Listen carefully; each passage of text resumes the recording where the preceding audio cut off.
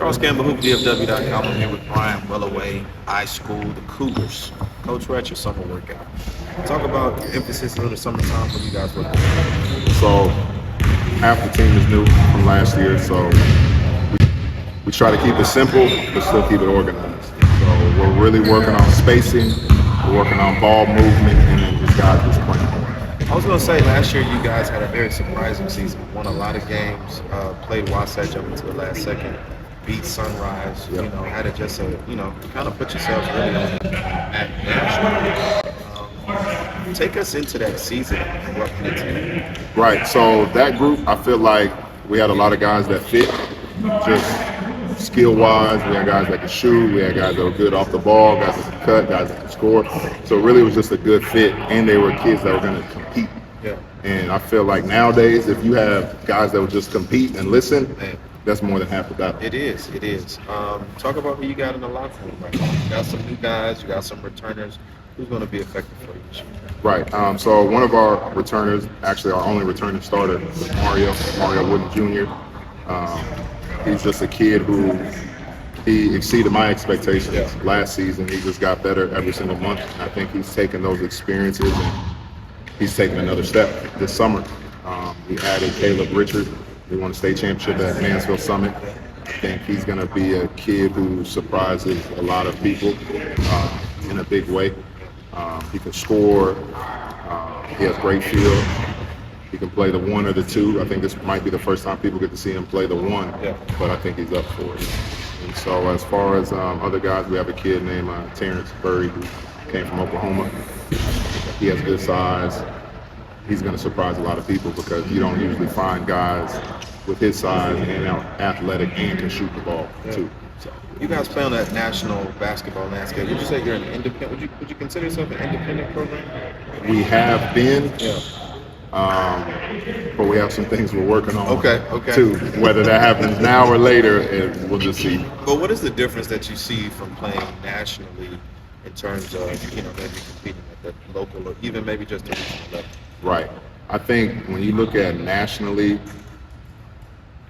there's not one guy that, we can just completely just sag off on him and play it 5-on-4. And even if you can for a moment, that kid's still going to bring something else, whether he's going to be able to crash or everybody brings something to the table when you play at a national level. And you have guys who are play more unselfish. It's not about look at me, it's more about winning. Yeah. One of the things we joke about all the time, you hate being on camera. And I dragged you on camera today, but give us insight into your own personal basketball journey. I met you, like we talked about, at the Essentials. Well, I met you before that, but you were at the Essentials. Right. You coached the bigs. You had some really good bigs in camp. But kind of give us the insight into your background. Right. So played at Louisville High School, graduated 2007. Played junior college a year. I played at a D2 in Missouri for the last 3 years. I had an opportunity to play a little bit after college, make some money playing basketball. And I wanted to be around the game. Yeah. And so I did some training, and then I started a basketball program because I realized, hey, a lot of parents want to see their kids playing games, not just skills training. So I did that, and I liked the AAU side in that. Even throughout that process when I played basketball, I shifted to programs and teams and playing just because I had some things going on in my personal life. And I knew that my playing days were over. And so I got saved, and my whole mentality was just, let me try to help kids go further than I got and not make some of the mistakes that I made with it. And so I did that. I was an assistant at Parish Episcopal for a couple years before I started high school. And then I just wanted to find a school that took academics serious, that didn't really care for sports. And so I found that here, and I was able to build our basketball program from scratch. And you're being very humble. We've had Keontae George. Right. Duncan Powell. And NFL, he's an NFL player, tight end, Caleb Loman. You've had some really good prospects. Right. What can you tell parents who may be interested in playing at this level or, just competing at the highest levels of high school basketball? Right. I think number one, your kid has to have a passion on the inside. You can't want it for your kid. That's only going to take you so far. And it's sad that we have to say it now, but if your kid doesn't really want it like that, that's okay. There's a lot of other things you can do, even within basketball. But if a kid really does want it and they're dedicated, you don't have to wake them up to work out. You don't have to remind them. They actually care about the game. I feel like now more than ever, there's more opportunities because there's so many trainers, there's more schools. Like when we started with iSchool, I think they had the prime preps, the APIs, but we started after that. And it was really just Universal Academy. And then us, we were the only non-UIL kind of situation. So now there's more out there. So if a kid is really dedicated, there's enough tools and resources to really be successful.